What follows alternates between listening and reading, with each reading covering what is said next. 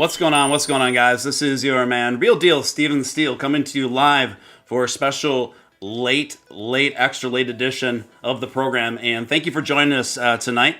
Definitely have an interesting show lined up for you. A lot of interesting things to discuss, and we are going to get down to them all, boppers. So this is actually one step beyond a midnight mass edition, because in my neck of the woods, it's about 1:45 in the morning. If you are on that West Coast, you're a bit earlier at 2 hours behind. And if you're in the East Coast and Florida, you are definitely doing some Doge After Dark action at nearly bar time. And my co-host for the evening, of course, is the one and only Remy, getting up in here. The real life Doge definitely wants to be seen tonight, and she's got a lot of things to say tonight too. Isn't that right, Rem? All right, so we are going to get down to it. Remy, lay down, sweetie. Lay down. Okay, let's see who's in the chat tonight. We've got Alan Schneider, of course. We got Sleepy Random, Emperor Doge, Jason Huffman, the Upcoin account, Bass Fisher. Who else? Bang Stun, Sheck, RW, Mr. Kai Lin. And who else do we got in here? Lazy Hexagon. Corey E, of course, Audio Freak, the Kryptonian, Zombie Doge Army, Doge Extra, Leo, good to see you, Leo, and the list goes on, without any further ado, I could just ask you guys to smash that like button before we continue. It's the number one thing you can do to help out a smaller channel like this, work through those tricky YouTube algorithms. So if you haven't done that already, if you could just take a second to do that, I'd really appreciate it. Also, if you're brand new here, I'd like to personally welcome you. You're watching Steven Steele Live. I'm, of course, Steven Steele. It's great to have you with us. We have a phenomenal little community here, and I want you to be a part of it. So feel free to hit subscribe, hit all on that notification bell, and descend with us to the moon, Mars, and beyond. Can you dig it? Let me pull up my notes here, and let's just kind of start at the top here and work our way down.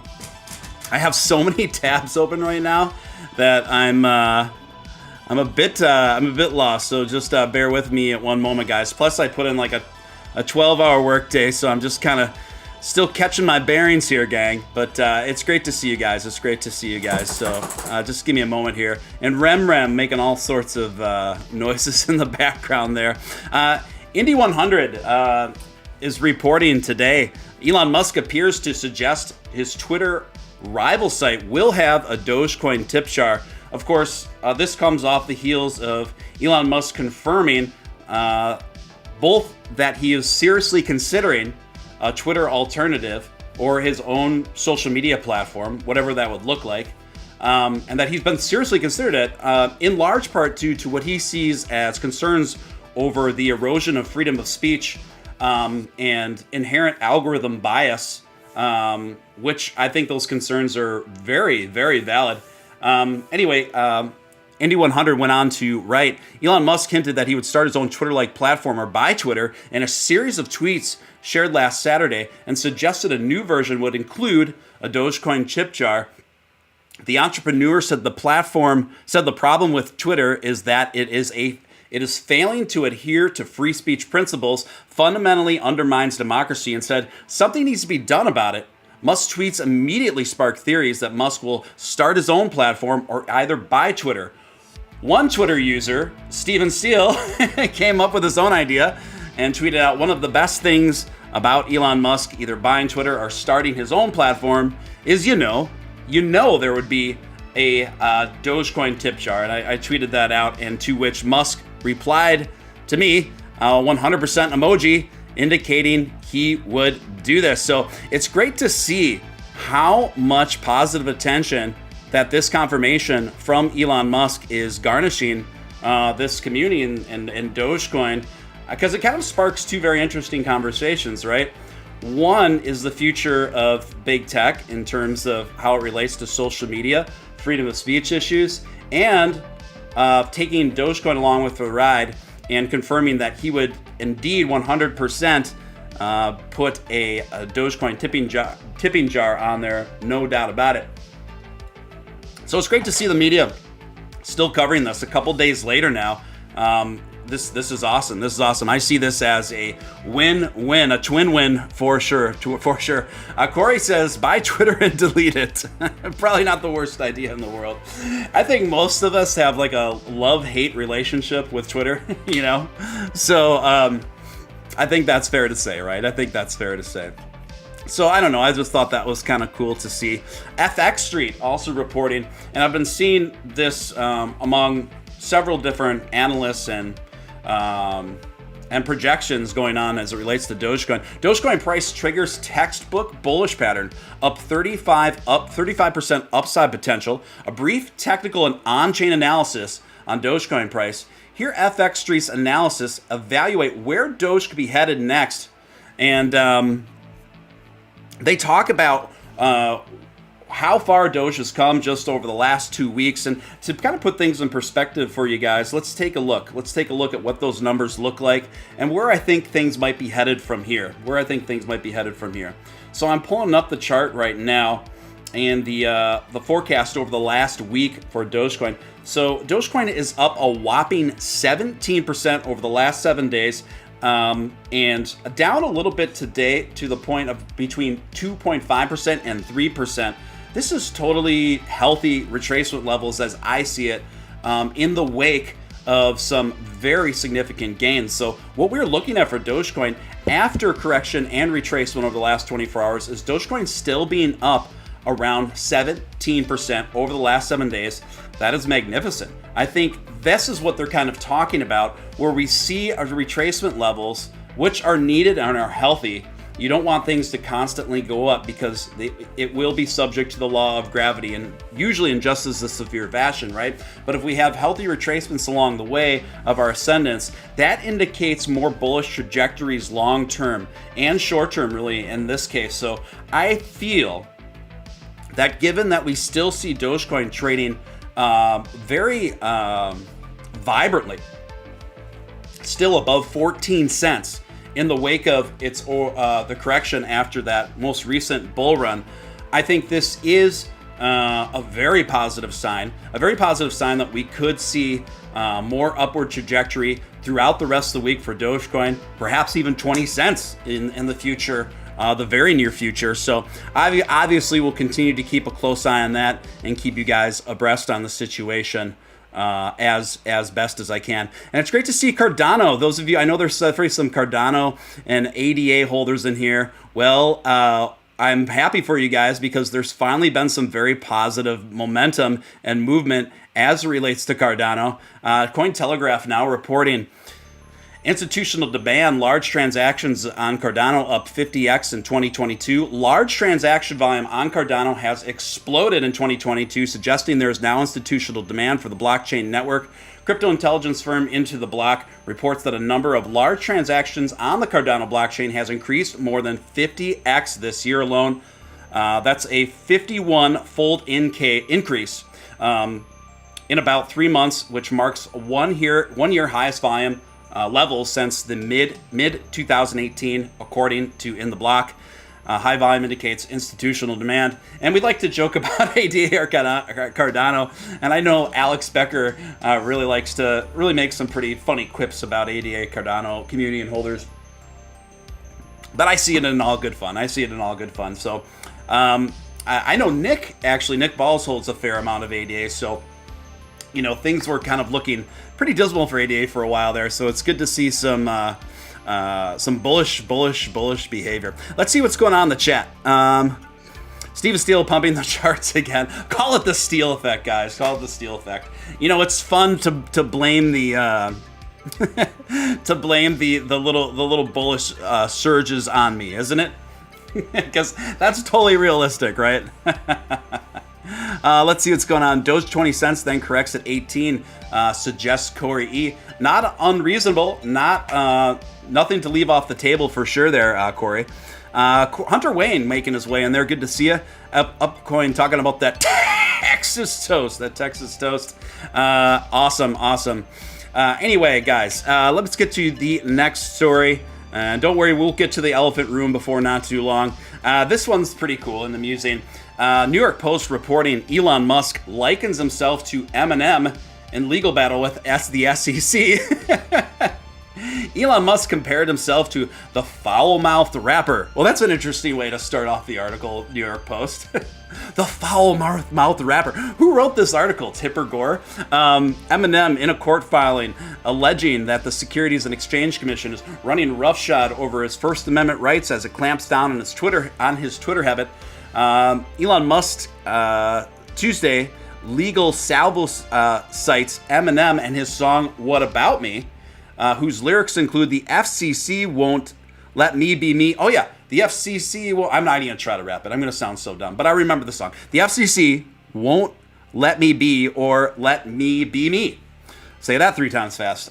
A lament over a $7,000 penalty the Federal Communications Commissions imposed in 2002 on a Colorado radio station, Citadel Broadcasting, for playing Eminem's profanity-laden ditty, "The Real Slim Shady."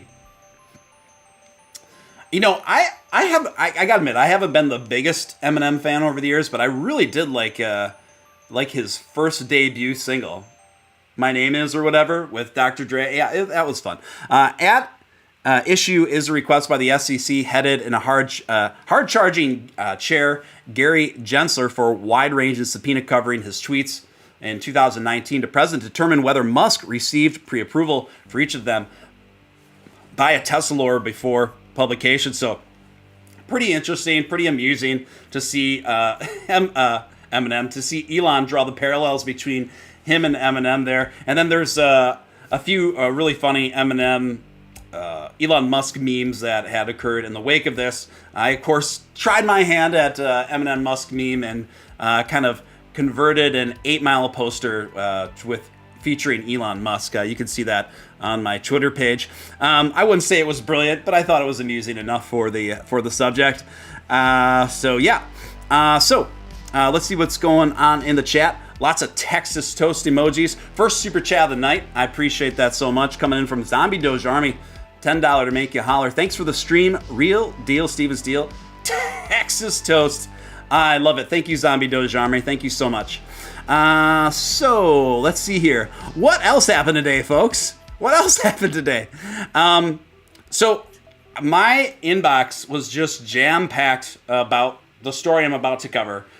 People asking me to cover it, and you know, it's right in, I mean, let's be honest here, this is right in the wheelhouse of the general scene that, you know, I do kind of cover. So I think it's only natural that people are asking about it. So what happened today is a project heavily backed by both Matt Wallace and Miles. Miles G is called Accept Crypto. Accept Crypto is a token project that launched today at 7 p.m. Eastern Time. Now, keep in mind, guys, I was on the road juggling, driving my big cargo van and trying to follow this story intermittently on my phone as it was unraveling. So I was taking mental notes while I was going about my business, and then I tried to catch up on it as best as I could once I got home and got cleaned up here. So anyway, you guys that have been with me for a very long time know that I try my best to cover things as unbiasedly as possible. I try not to fall into my own pitfalls for salaciousness on either side. So I'm going to attempt to do that again, realizing I may fall short in that regard, but I do try my best. I do try my best. Jason Huffman coming in at $10 super chat says, but just clenched. So basically what happened, there was a botched, failed launch of the Accept Crypto token earlier this evening. I started looking and seeing multiple reports of people both having trouble buying in, and the ones that did actually get to buy in were not able to sell. They weren't able to sell this token, which is a huge problem. And why is that a huge problem? Because everybody knows that the nature of these tokens, most of the ERC20s and BSC tokens, not all, but most of them are very high risk, high reward, short-term investments, right? And so usually the nature of it is try to buy at launch and sell during a peak. That's smart. If you overall, that's a smart rule to go about these kind of investments. Maybe leave a little bit in for the long haul to see what it does. So when you take away the ability for people to be able to sell during the apex of the initial launch peak or around that launch peak, obviously people are going to be very upset. People are going to be very upset, and that's what happened today. Audio Freak coming in with a $20 super chat. Thank you so much for the generous super chat, Audio Freak, and helping to keep the lights on over here at Steele HQ. I was going to buy Doge with this, but I figured, what's the difference if you just buy Doge with this? I love the redundancy. I love that. It's very, very charming super chat, Audio Freak. Thank you so much. Appreciate that. So then obviously people have been trying to get to the bottom of why this happened. There's multiple explanations. A lot of it, like these things many times go, it ends up raising a lot more questions than answers. So I think that's the stage where we are at in this essential meltdown of this launch. People having a lot more questions than answers. So let's go to what some of those are. I took a look at the Telegram, by the way, for Accept Crypto token, and it was how you would think Telegram would be in the wake of something like this. A lot of angry folks, some folks hanging on, still believing in the project. A lot of criticism to the team. Some people sticking up for the team. It's just wild. So let's see here. Where do I start with the notes? So Billy Marcus, co-founder of Dogecoin, has been increasingly outspoken about Matt Wallace, increasingly outspoken, particularly about this project in particular. And he tweeted this out. Billy Marcus, mincing no words on how he feels about this. And he said, I don't enjoy calling out scammers. Calling out scammers leads to harassment and death threats always, because evil is evil. But in this case, the reputation of Dogecoin was on the line. If community members didn't take action, this disaster would have been named Accept Doge. And I think that's a fair point, particularly towards the end that he made there, because perhaps had so many people not been critical of this project before it had launched, it probably would have launched being called Accept Doge Token. And obviously, particularly how now we've seen how the launch of this project turned out, it wouldn't have been optimal at all to have Doge in the title of this project.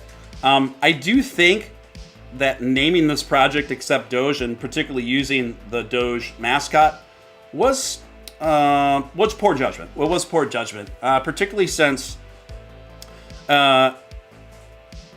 it will confuse novice investors, I think, and it kind of is riding off the branding of Dogecoin towards a project that's very unlike Dogecoin, under the premise that the map for more businesses to accept Dogecoin. Now, as far as fulfilling the obligations of that roadmap towards really putting a lot of pressure on businesses to accept Dogecoin, we all want that, and perhaps that was sincerely initially part of the plan. Okay, but I think the branding perhaps wasn't thought through that well, if I could say so. So let's see here. So when you look at the charting on this project, it does mirror a lot of Rugpull behavior. I'm very apprehensive to saying absolutely for sure that's what it was, because answers are still on the search. And I know that's going to make some people angry. I understand that. But I'm here to try to present everything to you as unbiasedly as I know how. Guys, I've always tried to do that. And I know sometimes that's going to rub people the wrong way, because some people want me to be more aggressive on one side or the other. But honestly, I'm here to just give you I'm trying to just supply you guys with as enough information as I can, because I believe that you guys are smart enough to make up your own minds from there. Plus, the crypto space often can be very volatile emotionally, not just monetarily. And so I don't want to help contribute to an environment that's hostile, if you don't understand what I'm saying, because I think there's plenty of people offering those sort of perspectives out there. And I'm not like, that's not like a call out to anyone or anything. It's just an overall tonality issue that I've seen since I've been involved making crypto related content, So then let's see here. Matt Wallace issued a statement, about this, and I'm going to go to it. And I have it brought up here on his Twitter feed. Now, this is Matt Wallace's take, his statement on this in the wake of this launch. He said, "This launch has obviously not gone as planned whatsoever. I'm not entirely sure what happened, but I'm doing everything in my power to figure out and make sure a solution happens. To be clear, the liquidity is still in the contract. Everyone involved with it is still answering my text calls. No one is hiding or running. There's likely a logical explanation for what happened. However, the launch still went badly. Solidity Finance needs to provide a full explanation before we decide if we want to move forward as a community with Accept Crypto. But I think there is the ability for that to happen." So that's interesting. So then they kind of put some of the blame on Solidity Finance. Well, Solidity Finance did issue a statement on this on Twitter, and Solidity Finance had this to say on Twitter. They said, "Thanks for alerting us to this," because Billy asked them about this and notified them that they were kind of blaming some of this on Solidity Finance. Solidity Finance answered, "This is disheartening for us to hear, since the code works perfectly. We created working code for them and had senior analysis audit it and then handed the code over. We have absolutely no control over the project, on-chain or otherwise." And then I did check out the Accept Crypto Telegram just moments before I went on here. And I noticed that Miles G did post some screenshots of him in conversation in DMs with Solidity Finance, kind of going back and forth there. The significance of it, I couldn't quite grasp, like how significant these DMs are back and forth. But I'm sure, the good thing about time is we will get more answers. I mean, it's particularly in a situation like this. I believe that we are going to get more answers. We are going to get a more complete picture, particularly as the week goes on this.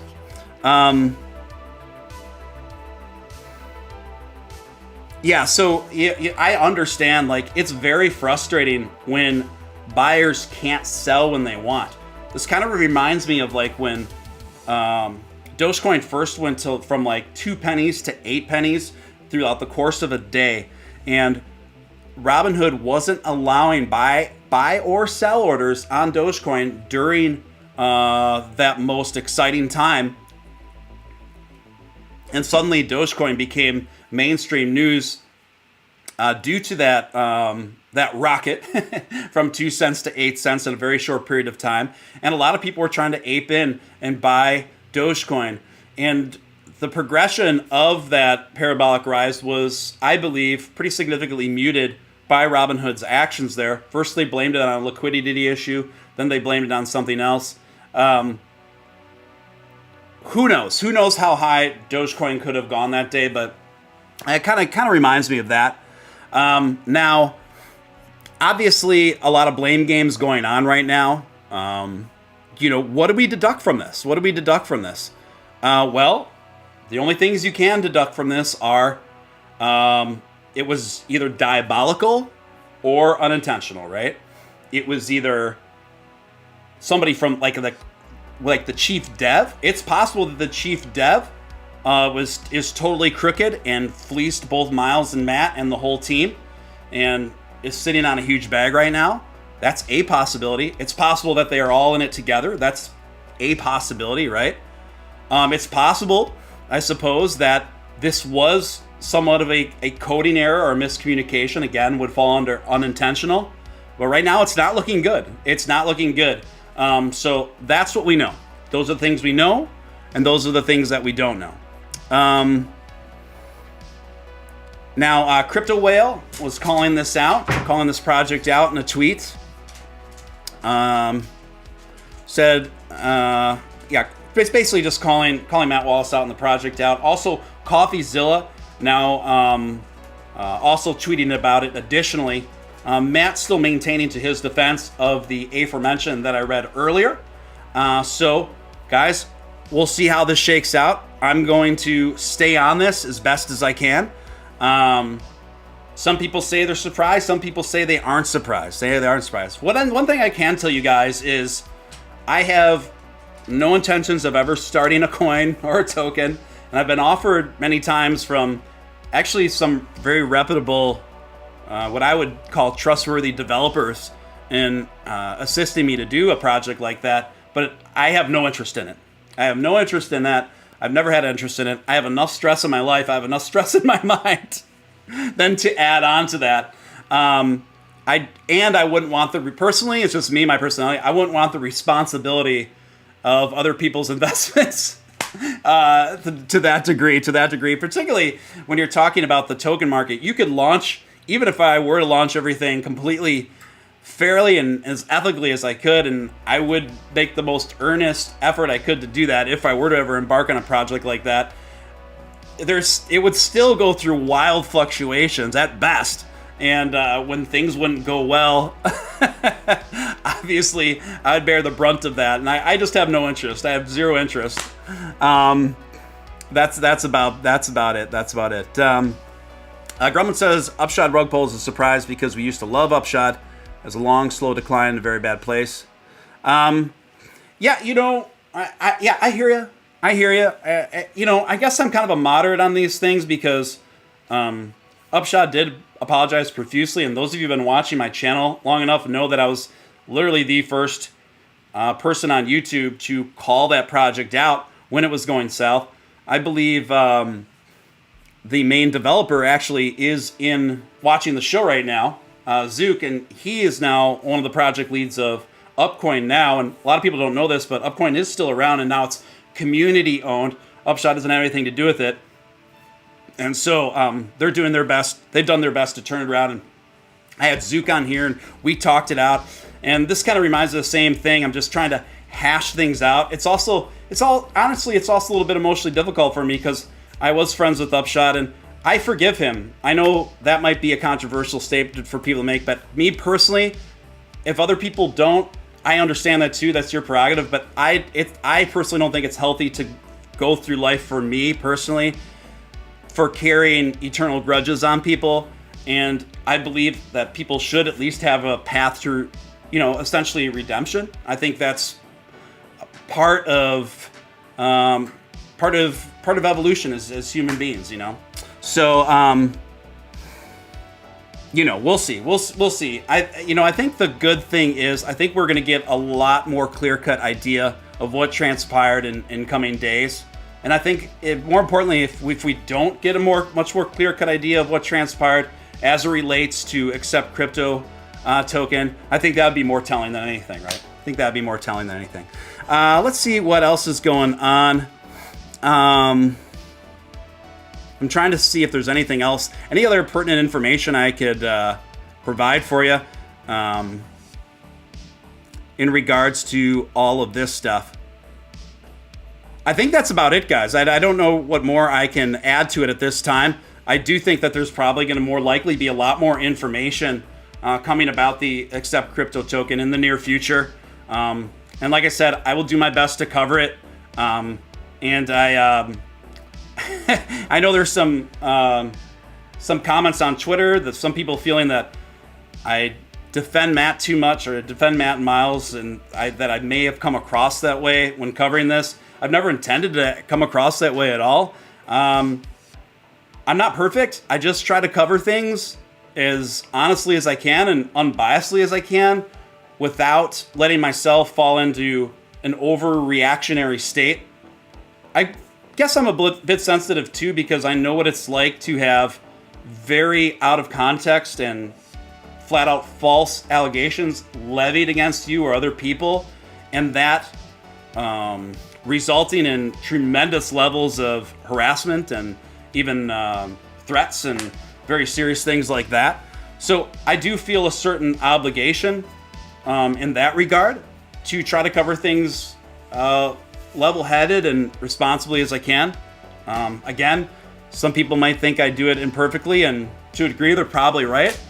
I just try to keep it real as I can, guys. It's when I cover this kind of stuff, and it's not easy to do, particularly since Matt has been nothing but super nice and super cool to me since I first became a YouTuber, and same for Miles. I know they both watch this show semi-frequently, and it's difficult, guys, because I'm friends with most every Doge-centric content creator in the space, and I like to see the best in people, and I and maybe to a fault, right? Maybe to a fault, but we'll see.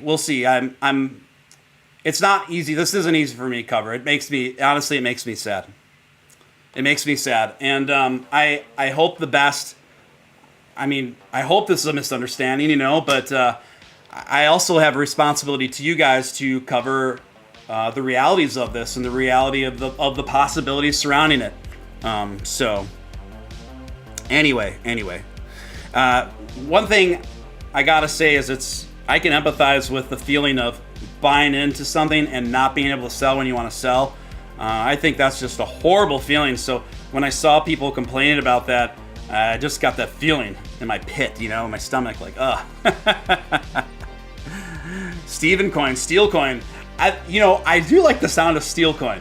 I think it does sound cool, but I think it would be best at. Look, let's do this. Many have been calling me to make a Steele coin. How about we do this? We'll make Steele coin memes and T-shirts and nothing else. Just Steele coin memes and T-shirts. That I like. I'm not going to actually make the coin, and please no one make Steele coin, but I like the idea. Let's make Steele coin memes and T-shirts. Jason Huffman, oh my goodness, coming in with a big $50 make you holler, bringing that big energy up in here. Keep doing what you do, keeping it real. Thank you so much, Jason. Appreciate that so much. Yeah, Jason's one of those guys that's been here since the beginning, since I first started barking into my phone on on Twitter streams, right? Before I even knew how to stream. I had to learn how to stream from scratch, and I still have a super janky setup here. It's not professional at all. And I'm not necessarily very technologically savvy, so there was a big learning curve there for me. So thank you so much, Jason Huffman. Thanks for helping keep the lights on over here. The upcoming account asks, does Matt Wallace's actions with accept make other projects look bad? Well, of course it does. I mean, anytime that you see a tremendously botched rollout like this, and whether or not Matt had malicious intent or not, people are going to default to malicious. Most people, unfortunately. But maybe, who knows? We'll see. We'll see what the truth is. We'll see what the truth is going forward. But things look pretty rough right now. Trucking All Day coming in with a $20 super chat. Don't worry, Steven. Elon likes your tweets. You're going places. You're the real deal. Thanks so much. Yeah, it's very humbling to even think that Elon Musk knows who I am. It's crazy. Thank you, Trucking All Day. Appreciate you. Trucking All Day, someone. Musky Doge, it's great to see folks that have been here since the very beginning of my journey. I actually got into being a streamer, a YouTuber, just surely on accident. I was a Dogecoin investor, and I was looking up information about Dogecoin, and I just started talking and networking with people, and started guesting on a few other people's channels, and here we are. Zombie Doge Army coming in with a $5 super chat, or super sticker. I love that. It's a Shiba Inu saying number one. I love it. I like the idea of just having a t-shirt that says number one. Nothing else. I used to have this t-shirt that I found at a thrift store long ago that said, I'm running for the Lord. really big block letters. I used to wear that around. I'm running for the Lord. There's another t-shirt that I found in a thrift store. It was like an 80s silk screen. And it had like It had like a straight razor and some white powder, and it said, "Coke is a joke, where is the next line?" I couldn't believe it. That was an actual t-shirt.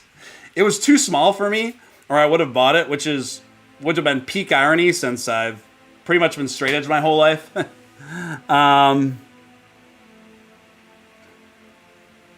Yeah. You guys, I appreciate all the comments coming in. Yeah, Crypto TV. Yes. It's been a while. Been like probably about a year and a half. Anyway, it's awesome. You know, this may not be the biggest channel, but I think we've just got an extraordinary community here. And I know I've said this many times, but I think it bears repeating. The community that we've built here, I think, is a quintessential example of what communities should aspire to. Everyone here gets along, even when there's some disagreement. People talk about them very civilly here and hash them out and still are managed to be friends. And everyone here is still just positive night after night. No matter what the market is doing, even when things are as bearish as they can be, the community here is always fun and positive, and it's just and funny. So this is a great place to be, guys. It's a great place to be. So I'm thankful and appreciative of what we have built here. So I will leave this. I just got a statement in from Matt Wallace's latest Patreon statement related to this project, and he said this. This launch is obviously not going as planned whatsoever. I'm not entirely sure what happened. Doing my power to figure it out. I know some people will not want to participate in this Patreon after this, and I completely understand if you don't. If you decide to stay, though, our community is worth saving. Please don't consider buying except crypto until everything is figured out. We'll keep you updated. So that is the latest statement as I've seen it from Matt. Paulo says, finally could watch your live stream. Yeah, you know, time zones are a crazy thing, right? Time zones are a crazy thing. It's kind of funny. Paulo, where are you watching from? It's interesting. If I go super late in the twilight hours, then you're at early morning times throughout much of Europe. So then we get the European audience that normally doesn't get to tune in live, kind of bleeding in as I go late into the twilight. So that's cool. You know, maybe I should get back to doing some select morning shows or day shows. I was doing like 1 or 2 of those a week for a bit, just so I could hit different time zones and reach different people that normally aren't up at these hours, like us crazy crypto vampires out there. So maybe that's an idea. I want to thank Portugal, Georgie. Awesome. I want to give a thanks again to my mods. My mods do a great job here. You guys are awesome. Very responsible mods. The best mods. We've got the best mods. Let's see what's else on my notes here, guys. There's a couple more things I wanted to get to tonight. Let's see where we're at. Oh, this is pretty interesting as it relates to Voyager, the Voyager app. CoinDesk now reporting state regulators cracked down on Voyager's digital crypto interest offering. A coordinated legal push. And right as I'm starting to read the rest of the story, I get like a zillion little pop-ups. I hate when websites do that. I hate that. And you got to X out of them all. Which ended in a $100 million fine. Wow. And pledges to register as a security. Security regulators in at least 7 states in the United States are scrutinizing Canadian crypto investments firm Voyager Digital over its offering of interest-bearing crypto accounts. Director of Alabama Securities Commission Joseph Borg told CoinDesk Tuesday. The states New Jersey, Alabama, Oklahoma. Anyone ever see the movie, what is it? With Martin Short. No, not Martin Short. Steve Martin, duh. Steve Martin, and who is the classic timeless English actor that I'm not thinking of right now? Sorry, my brain is just not very sharp right at this hour. But, they're both like kind of swindlers. They're kind of like playboys. And then Steve Martin has to act like he's very special. And he's beating on a pot and pan, just saying Oklahoma over and over. What is that movie? It's a brilliant movie. I'm sure someone in the chat's got it. But there's a scene in the movie where Steve Martin is playing like he's very special, put it that way, and then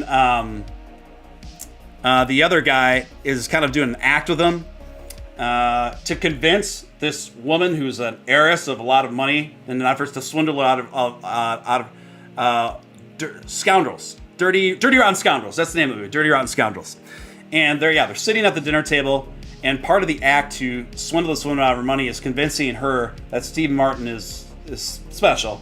And he says to her, he's wearing an eye patch and he's sitting really low at the dinner table, and he looks at his brother. Gosh, what is his name? The English actor. I cannot believe I'm spacing him. He's the best. Anyway, he looks at him, he says, "Excuse me, can I go to the bathroom?" And he says, "Yes, Rupert, you may." And he pauses and he just looks out. Thank you. So good. So good. So good. Anyway, we got a $25 super chat from Doge Extra. Thank you for that. Doge Extra will show Matt how to be a real Dogecoin channel. No pics, no poop, Patreon, just Doge. Thank you for your super chat, Doge Extra. Thank you for the generous super chat. It's my understanding. So I met Doge Extra through the Doge X community when I was had a partnership with that project. And from what I understand, Doge Extra is starting a YouTube channel that's going to be talking about Doge X NFTs and Dogecoin. And from what I saw, the set looks pretty cool. Michael Caine, yes, thank you, Michael Caine. Oh my gosh. Yes, Michael Caine. I can't believe I couldn't think of that. But it's one of the greatest movies. It's one of the greatest movies. Let's see here. Anything else going on? Yes, of course. Most of you have probably heard about this tremendous hack. Hackers steal over $600 million in crypto from Axie Affinity's Ronin network. Hackers stole more than $600 million worth of Ether and USDC from the Ronin network, a sidechain of the Ethereum blockchain. Ronin network developers discovered the hack Tuesday morning, 6 days later after the theft, when an individual user reported being unable to withdraw money from the Ronin bridge. Stolen funds amounted to $540 million at the time of attack, but increased to over $600 million as of Tuesday. Wild stuff, but unsurprising at this juncture, folks, right? Seems like it's like one of the main growing pains with this technology. And those of us who are on the forefront of it, particularly as investors, you're going to get a lot of risky, compromised security issues in this journey. But it's all part of it. It's all part of it. It's all part of it. Nick is sleeping at this hour. Yes, Nick Balls goes to sleep at 7 p.m. I exaggerated a bit there, but it's not too far off. It's not too far off. Anyway, guys, that's about all I have for tonight. But I want to thank each and every one of you guys for tuning in. I hope you got something out of it. I hope you had fun. I did. It's always great connecting with you guys. And I'm going to be on tomorrow night. By the way, I am still planning the 1-year anniversary show of this channel. And I'm going to have lots of special guests on it. It's been taking longer than I anticipated to plan that show due to my hectic work schedule and coordinating with everyone. But we're going to have lots of awesome guests rotate in and out. It's going to be an extra long kind of marathon stream celebrating everything we've accomplished together and kind of reflecting on kind of a year in review of this channel. And there are going to be a lot of surprise guests, and even one or two new ones as well that you guys haven't seen before. So watch out for that. Those of you who already follow me on Twitter, feel free to go on ahead. It's at Mr. Steven Steele, just Mr. Steven Steele. And that is the only real deal Steven Steele Twitter account on there. All the other ones are impersonators. So anyway, thank you again, guys. Appreciate each and every one of you. Until next time, this is your man, Real Deal, Steven Steele. Sign out. Take care.